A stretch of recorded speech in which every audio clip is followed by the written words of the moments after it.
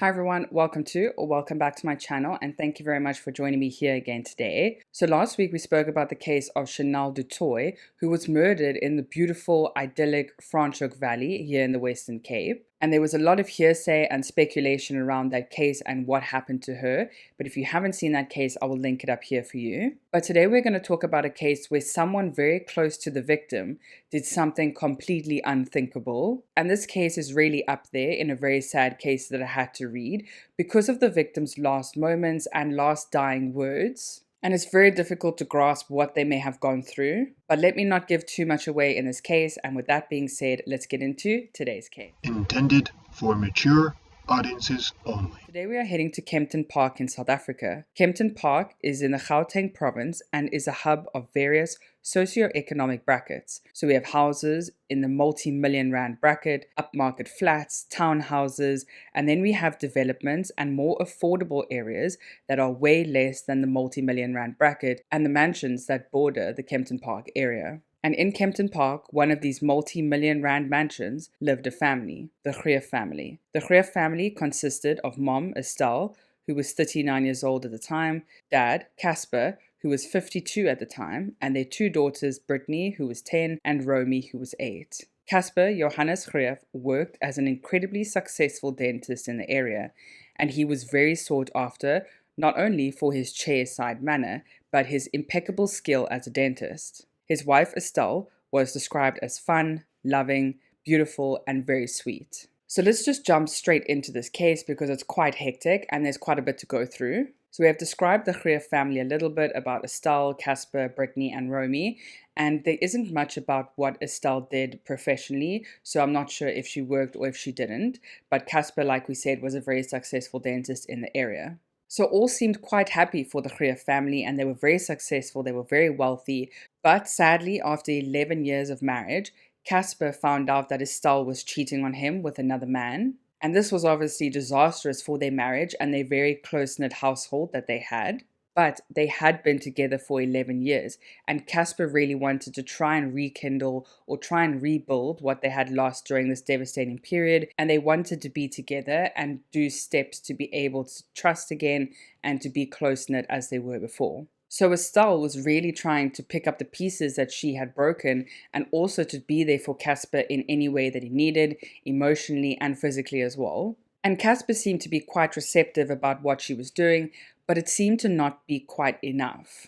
Apparently, Estelle's lover was quite a high-ranking politician or judge. There were articles that mentioned that he was both. It's either one or the other, but either way, he was a very successful man. And Casper, her husband, was also a very successful man in his own right and in his own profession. But the point of this is that Casper was incredibly hurt, he was heartbroken, and he wanted more, not just a few sorries and a few kisses and cuddles there. He wanted something a bit more vengeful, a bit more punitive. So he then sat his wife down and he said, "Listen, Estelle, I want you to bring your lover into our house. Pretend and lie, whatever you need to do to get him into our house, and I will take it from there." So I assume, after a little bit of convincing, Estelle then arranged for her lover to come into their house. And during a lot of the reports that I was reading, her lover was named Mr. X, so we'll refer to him as well. He was never named in any of the sources. And Estelle was only going to lure Mr. X into their home because she was asked to prove her love to Casper and to prove how loyal she was to him. And Casper wanted to do something eccentric and to prove that he was kind of the bigger man. But anyway, so Estelle then lures Mr. X into their home and she's busy kissing and cuddling him and saying, "Oh, let's go up to the bedroom, let's go up there." So they then walk up to the bedroom and Estelle's busy pulling off his clothes. They're still kissing and she eventually gets Mr. X completely naked. So he's now butt naked, lying on their bed, and then out pops Casper from one of the cupboards, and then he then points a gun straight in Mr. X's face. And while Casper has Mr. X lying naked on the bed with the gun still pointed in his face, he's busy taking photos of Mr. X while he's naked. And some reports do say later that Casper only had the gun for self-defense or for his own protection. However, he is the one with the gun pointed at a naked man. So while Casper's busy taking photos, he then says to Mr. X, "You better leave and you better give me 100,000 rand right now or else I will leak these photos and it'll be very detrimental to your high-ranking position." So it was blackmail money, 100%. But it was unclear whether the money was given, but I assume they came up to some sort of agreement because Mr. X was released. However, he wasn't just released. Casper took his clothes and made sure he never gave it back to Mr. X, so Mr. X had to leave their multi-million rand mansion butt naked. And I'm not sure if I mentioned, but this whole cheating scandal with Estelle with Mr. X happened around 1995. But it seems as though this embarrassment towards Mr. X was not enough. He wanted more. Casper needed more. He was not done with his revenge. He felt like he hadn't been given the retribution that he deserved. Because now Estelle's lover is definitely over. There's no going back there. And what's done is done. And it all kind of happened in a few minutes. But apparently, a few years after Casper said that he found out about Estelle's love affair, he did admit in court later on that he was smacking Estelle around and he would raise his hand to Estelle. But he would say he was only lightly violent, and those were his words, not mine. He was only lightly violent to Estelle, which to me is an incredible paradox. But that's how Casper felt, that he wasn't being very violent, he was only lightly violent. But Casper would admit that he would smack Estelle, he would be very frustrated with her, because Casper believed that Estelle had borderline personality disorder.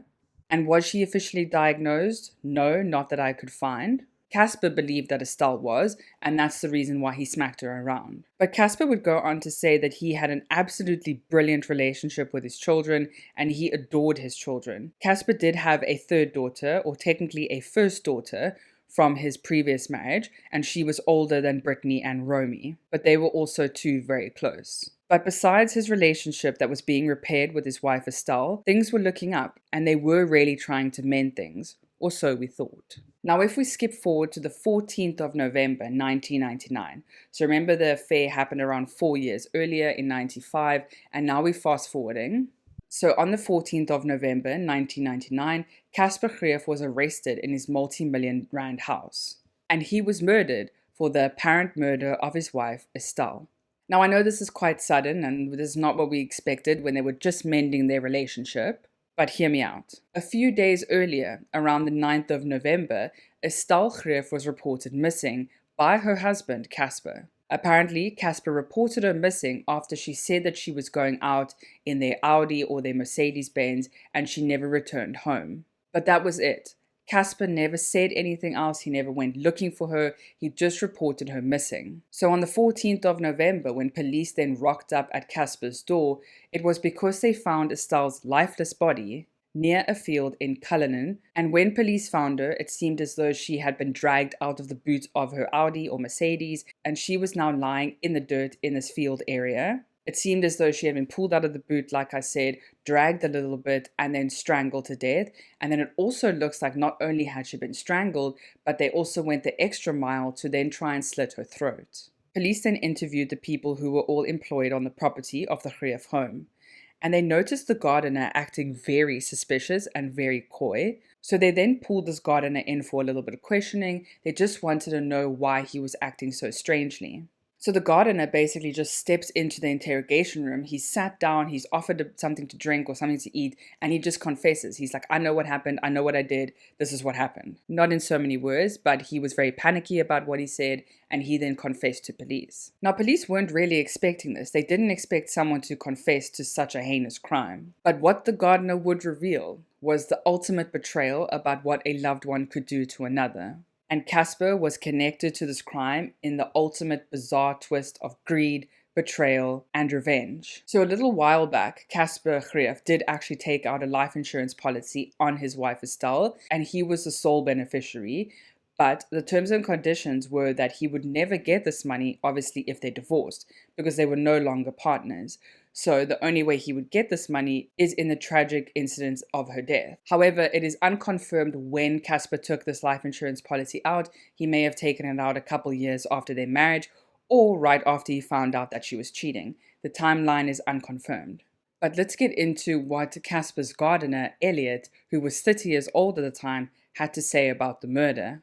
Elliot said that him and a man named Christopher, who was 20 years old at the time, and believed to be the handyman around the estate, they were both approached by Casper, and Casper offered to pay them each 60,000 rand. And that's a lot of money. That was a lot of money back then, and it's still a lot of money now. But basically, Casper approached both of these men and he said that he wants his wife gone. Don't tell me how you do it. I don't care how you do it. Just make sure it happens. So on the 6th of November, Elliot and Christopher snuck up behind Estelle, grabbed her from behind, and dragged her to a remote part of the property, where they then strangled her. When both Elliot and Christopher thought that she was dead, they then wrapped her in a blanket and they shoved her in the back of her car. And then they drove to the area of Cullinan. When they opened the boot, they were shocked to find that Estelle was moving, so the guys then panicked and pulled her out of the car. They then dragged her a little bit further away and then tried to strangle her a bit more.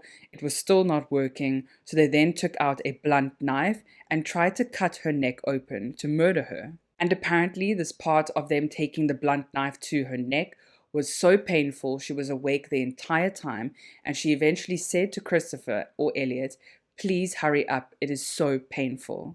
And I can't imagine the torture, the pain, and how scared she must have been during those final moments. The agonizingly long time that she suffered was so cruel. So Casper, like we said, he was arrested, but he pleaded his innocence. He said he had nothing to do with it. Christopher and Elliot did this on their own will. But the evidence was damning. Yes, he reported his wife missing, but he did nothing else from then. He kind of just called in to the police station and said, yeah, she's missing, basically like he was ordering something on the takeout. It was very calm, and he just put it down and left it there. That was it that he did, apparently. But during Casper's trial, he really believed that he was going to get away with it. He had a very good lawyer, but then the Scorpions and private investigators got involved to be part of the prosecution. And not only were the Scorpions involved, and if you don't know what the Scorpions are, they are kind of like the Hawks now, but they are like a private crime-stopping unit in South Africa. But not only were the Scorpions and private investigators involved in trying to get Casper behind bars, but also Gerard Nel was the prosecutor at the time. And Gerry Nel was the chief prosecutor at the time, so there was some hectic manpower behind the prosecution. And if you don't know Gerry Nel, you should. His nickname is the Bulldog, and he is often assigned to very difficult, high-profile cases. And he also may look familiar, because he was lead prosecutor in the Oscar Pistorius case, so definitely big dogs in the prosecuting team. But Gerry Nel painted the picture that Casper was incredibly bitter and he was very revengeful, and that he often lied in order to get his way, and that he would try and make Estelle look bad in any chance that he could get. But in the end, Casper Greef was sentenced, as well as Christopher and Elliot, to life sentences, and they were all sentenced in 2001. But it doesn't just end there. Casper only spent around 14 years behind bars, and remember in South Africa we have a 25-year life sentence. So Casper was released after 14 years out of his 25-year sentence, and Casper was released in 2017, and basically Casper went back to dentistry. He did have to fight to get back in, but the Health Professions Council of South Africa allowed him to get back into it. He also obtained a doctorate in prison, as well as being able to publish his work in medical journals. So Casper basically went back to his normal life. However, Casper was supervised during his early time back in dentistry, and that was only the first couple of years that he was practicing again, but now he is on his own. And Casper's daughters strongly believe in his innocence, and they all applauded and were very proud of their father when he graduated in prison for his doctorate degree. But for this case, it really conflicts me. I do understand that the whole point of prison is to be rehabilitated, and I am for studying and to be able to better yourselves in prison. But I don't know, this case just sits badly with me. He went to prison, he studied, he continued to flourish in what he was studying, and then he got accepted right back to get another job when he got out of prison. But I guess that's the whole point of prison, is to rehabilitate. I guess when you serve your sentence and you are released, you should go back into society and to try and be as normal in society as you can be. But Casper only spent 14 or 15 years in prison. He didn't serve his life term. So Casper was released early as well and then got accepted to a job. And it just, I don't know, maybe it's just this case, and maybe it's just how cruelly Estelle was murdered. Because remember, he was found guilty of a murder, and there are two people who confessed that he was going to pay them. But what doesn't sit right with me is that Estelle suffered an incredibly brutal death. And for what? Greed, jealousy, revenge, and maybe some bitterness added in there as well. But let me know your thoughts on this case and what you think. I hope you all have a fantastic weekend further, and I'll see you again next week. Bye.